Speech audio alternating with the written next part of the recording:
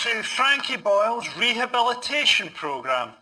Now, most of society thinks I shouldn't be on TV anymore, and in approximately 9 months, when I've made enough money to retire, I'll agree. Well, now we've come up with a show where I say my usual offensive things and people try to prove me wrong. You're probably wondering what the show will be like. Well, I'll be speaking for some of it. There'll be some guests. Before you know it, there'll be a commercial break. We'll be back. We'll all be dead in 10 years.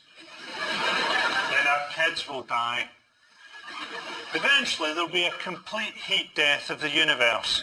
We're getting ahead of ourselves here. My point is, we've got a packed show, but it doesn't really matter.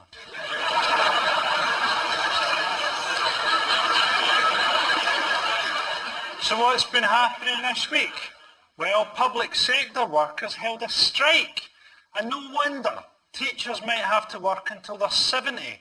Can you imagine a 7-year-old maths teacher? If there are 2 milk bottles on my doorstep, and they're joined by a further 10 milk bottles, how long have I been dead?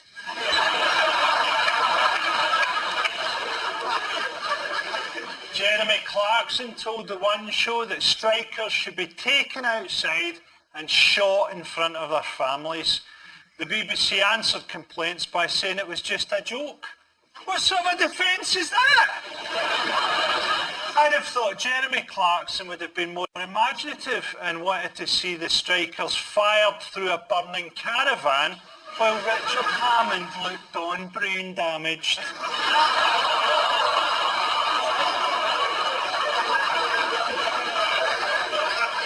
Just a joke, Jeremy.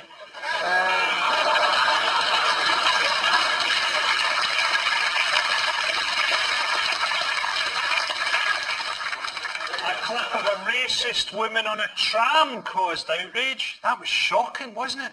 We've got trams?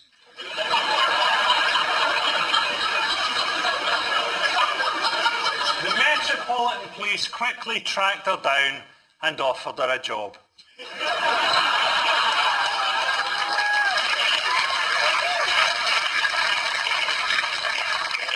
Not working for the police. They want her to play centre-half for Chelsea. Men have been warned that Wi-Fi laptop connections can damage sperm. I keep checking my sperm when my laptop is on, and to be honest, it seems fine.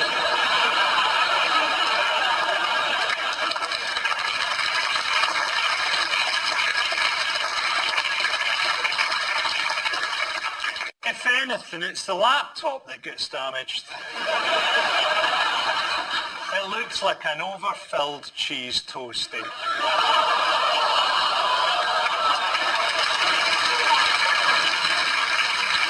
Anyway, let's get on with the show.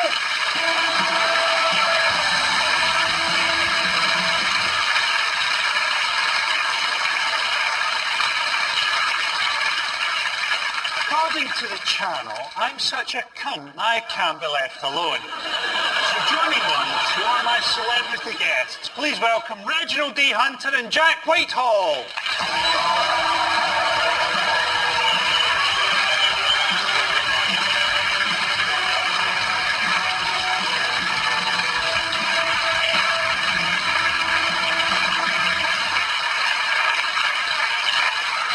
Thanks for joining us, guys. Well, in addition to Jack and Reg, I've been joined by a lot of other people who probably disagree with me bitterly, my studio audience. We made everybody fill out a questionnaire for the show. And now we're shopping online with your details, which we will later sell on to a Russian identity thief known only as Mr. Raccoon. Who have we got in the audience? Where's Lucy Draper? How you doing, Lucy? Yeah, oh, your questionnaire. You keep lizards. Yep. You're a vegetarian and you go on animal testing protests.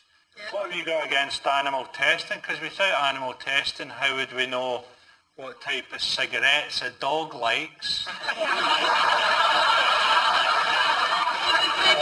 Animal testing doesn't work.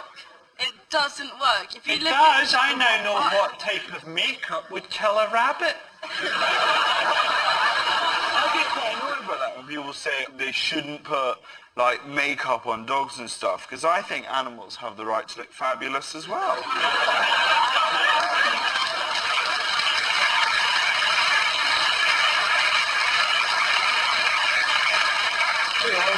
We've got Zara Raman. Where's Zara?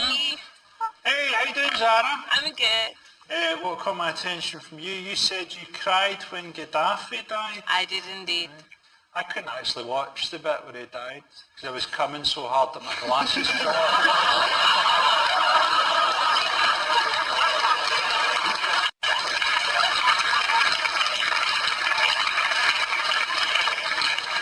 Yeah, also we got, where's Sean Rutledge?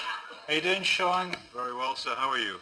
I'm very good, man. You say, and it seems unlikely now that I look at you, you've been inspired by Bono and Madonna. Yeah. Finally, we've found someone who believes Bono's bullshit. What's good about Bono? Bono, he's done a heck of a lot for the world, for charity. He's raised hundreds of millions of pounds for starving people. Kept quite a lot of tax money as well, hasn't he?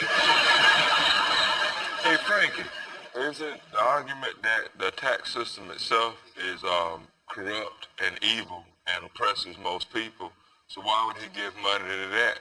Why wouldn't he just rather give it to a bunch of hungry niggas? Yeah, I appreciate your point. When I say niggas, I don't mean black people. I mean, like, for instance, if you was eating some crisps, I might say, let me get a handful of them crunchy niggas.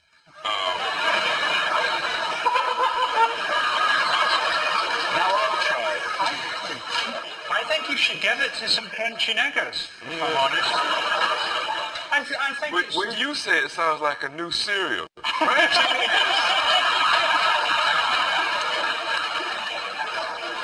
It's weird, man, because I had a thing last year. I did a joke that was about the Ministry of Defence being racist, right?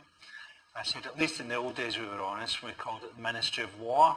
And I'd do a guy at the Ministry of War picking up the phone and going, hello, Ministry of War, Department of Nigger Bombing, how can I help? It came from a quote I'd read, right? So I'd read a quote from Lloyd George, and he'd been asked, what will Britain do if America becomes more powerful? And he said in Cabinet, we'll sell them our expertise in bombing niggers. Right? So I thought, well, that's worth doing a joke about. That's an important thing, and that's something that's worth using that word for, right? A guy came up to me at a gig in Glasgow, a white guy. He said, I don't think you can ever use the word nigger for any reason. And I said, you've just used it.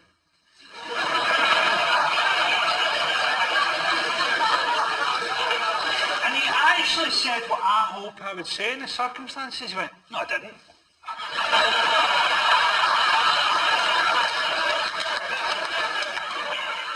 I kind of set you free when I said the word nigga. You like, Okay. During the show, I'm going to say some things I genuinely believe, and some right-thinking people are going to try and prove me wrong.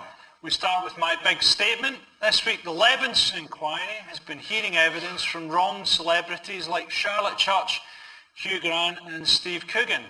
And this week's big statement is, personally, I thought phone hacking was a good laugh.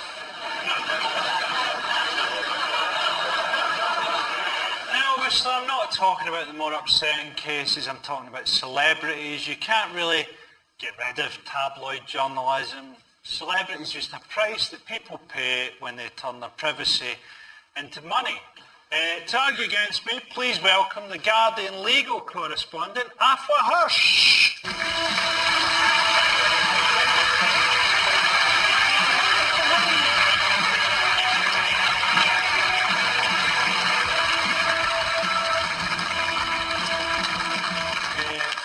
Now, my angle is, phone hacking was a bit of a laugh. you can't really get rid of this sort of thing. And I can see why, Hugh Grant or Steve Coogan would like to have publicity on their own terms. But if you take coke and shag people, you'll probably get outed by papers eventually, won't you?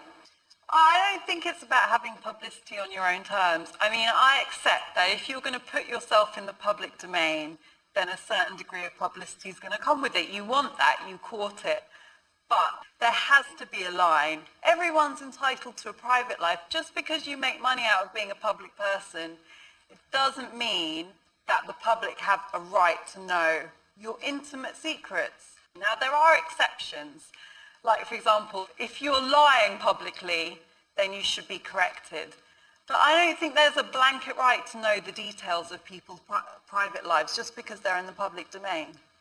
But I sort of think, isn't there a thing of, this is what people want to know, and at least there's a kind of honesty to the tabloids. So if you can't afford a holiday home in the Cotswolds, or you can't afford a mini break abroad, or the various things that the broadsheets are based around, maybe you've only got 30p for a newspaper and you want to know who Rio Ferdinand shagged. Is that really so terrible? I don't know. Do you really think you would wake up on Sunday morning feeling like your life was less rich if you didn't know what Charlotte Church was like in bed?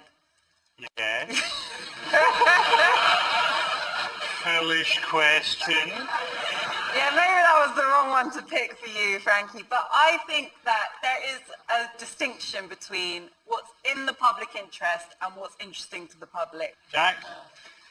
Just to throw this into the mix. Throw it like that. In terms of my interests, it may surprise some of you, but I'm a big fan of breasts. And News of the World, gone now, so there's no more tits on a Sunday. So I think the Observer has to pick up the slack. And what I'd rather see is some left-wing titties. I want to see Shami Chakrabarti in a wet t-shirt, and then I'll be happy. I think that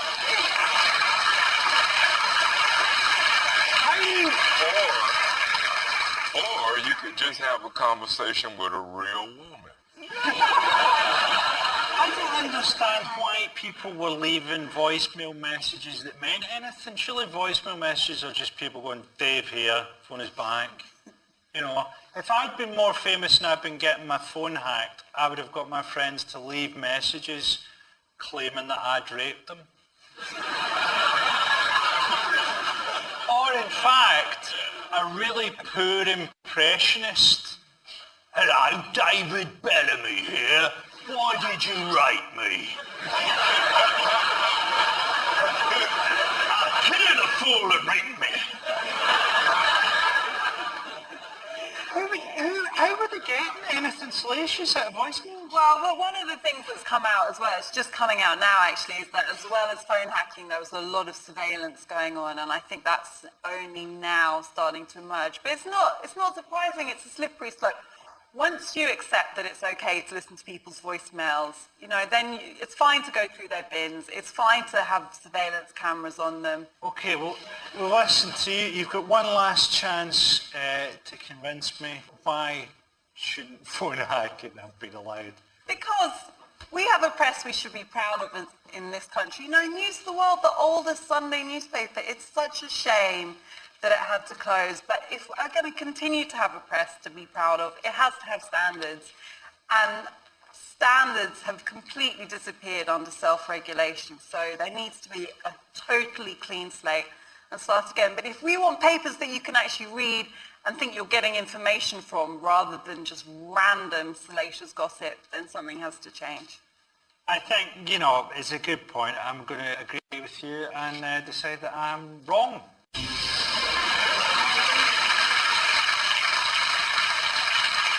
On this occasion, I'd like to present you, Alpha, with a I Proved Frankie Wrong medal.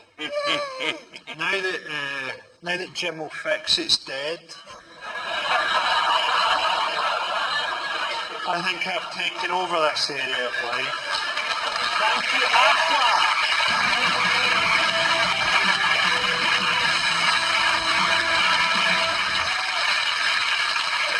Thank for some adverts now, and if you're wondering what's in the little boy's box in the John Lewis advert, it's a copy of the film Seven and his little sister's head. See you after the break.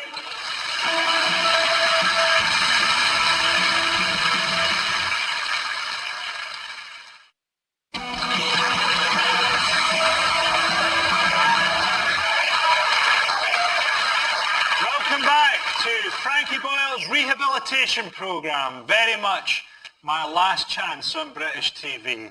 Now, I'm not the only one with controversial views. We also get our guests to fill out a questionnaire. And Jack, one particular thing caught my eye on yours.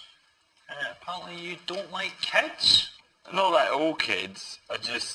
A lot of my friends now getting to the age where they start having children, and I never see them anymore. And then whenever we go out, they're going to get home because there's a babysitter and shit like that, and that upsets me because they used to be fun. Well, I have to say I disagree completely, which leads me to my next statement. Having kids makes you happy. I think kids are great. I've got 2 kids. I've got a 4-year-old boy who's the most important thing in the world to me. He really is. Especially now I've heard that my kidneys might be on their way out.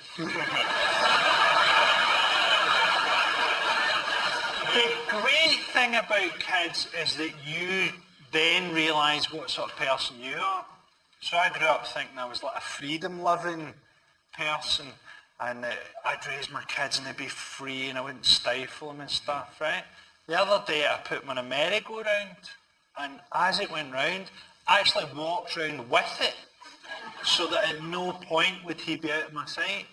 Really? So I grew up thinking, oh, I'm this freedom-loving person. Actually, I'm going, this thing's a fucking sushi restaurant for paedophiles.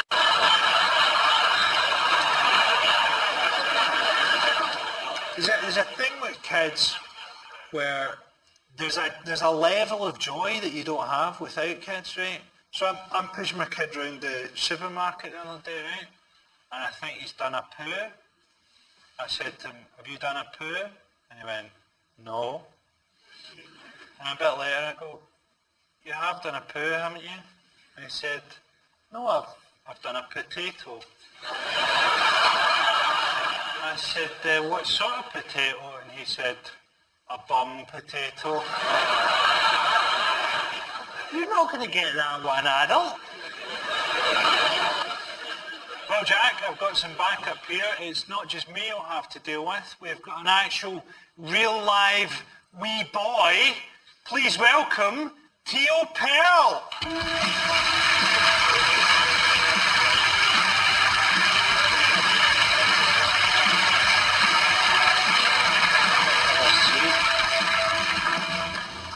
How are you doing, Theo? Good. How old are you? 9. I asked for 10. We've kept you backstage with your ear protectors on so you haven't heard any of this horrible stuff. But basically what we're doing is we're having an argument with him now. See him with the weird hair? Yeah. We're having an argument with him. He thinks that having kids doesn't make you happy. And because I've got kids, I'm saying it does make you happy. I'll try to convince him. If you had a list, of the 3 best things in the world, I've got my list here, right? What would they be? We've probably got a very different list. Oh no, I've got your mum on here as well.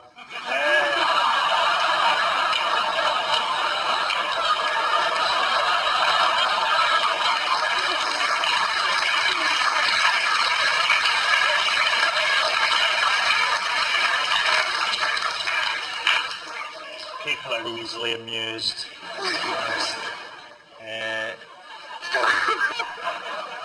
If you had to name the best 3 things in the world, what would you start with? What's number 1? Football. Football, you good? Yeah. Cool. The only football I play is on the FIFA, on the PlayStation. Are you good at that? Yeah. Right, you could beat me? I think. Okay, we'll check that out later on. Number 2. Drawing. Drawing? Yeah. That's good, man, yeah. Art, I like it. Yeah. And what else? Well, if it's in the summer and it's just been raining, I like to get out of my vest and my shorts and I like to roll in the mud.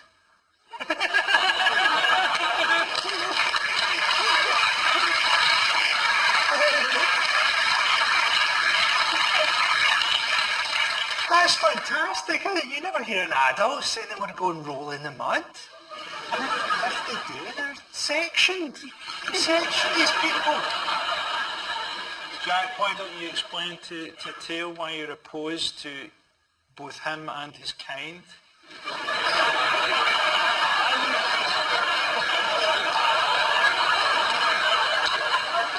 Can you put the headphones back on?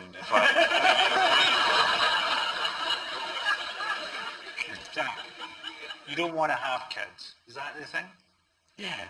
Well, I have nothing against him, but I think you're great. You're really, really good. I just wouldn't want him there if I was banging his mum.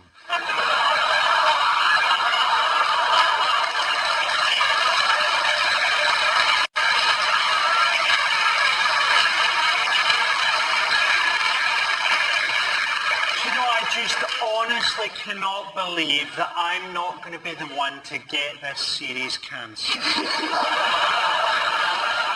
Ladies and gentlemen, a big round of applause to show a lot of love to Theo!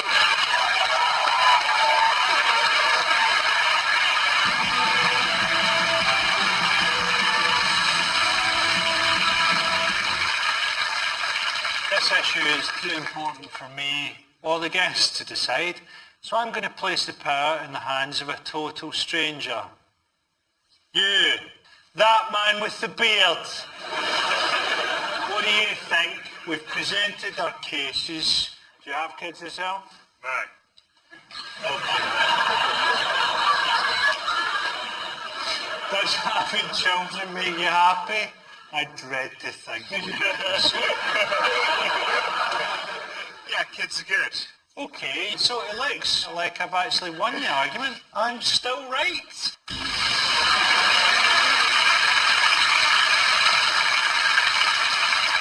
Next tonight, there's one member of the audience I have a particular problem with. The new Twilight film, Breaking Dawn Part 1, is #1 at the box office this week, and there are over 1 million YouTube hits on this superfan's reaction to the trailer. Please come down and join us, Emma Clark.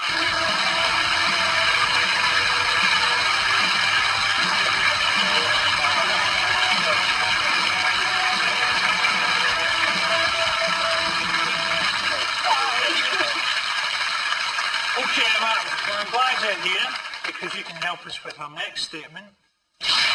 Twilight Breaking Dawn Part 1 is dog shit. I went to see Twilight Breaking Dawn Part 1 and it was so terrible that when I went for a piss I tried to string the thing out. I washed my hands and everything. It was basically, I don't know how many of you have seen it, right? It's about a vampire. A girl falls in love with a vampire, but he doesn't eat people, right? This vampire. It's sort of like having a vegan zombie movie. Let's get stoned around a farmer's market. Oh, vegetable juice. It's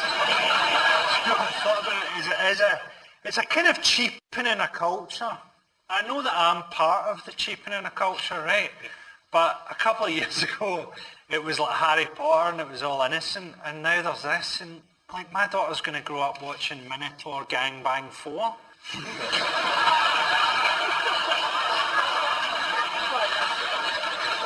What's good about it? What's good about it? Fair enough, you're not keen, okay? I can accept that. There's loads of people that like it, obviously, because it's #1 at the box office. They've all been #1 when they've come out, so there's obviously plenty of people that do like it. There's a love story in it, which obviously ladies like to watch, to enjoy, to watch the guys. Guys can watch it because There's lots of, in the new one, violent fighting. There's a little bit of blood and gore, just enough to make it suitable for kids. Guys watch Twilight with their girlfriend in the hope that if they sit through 2.5 hours of that shit, they might get a blowjob. I mean,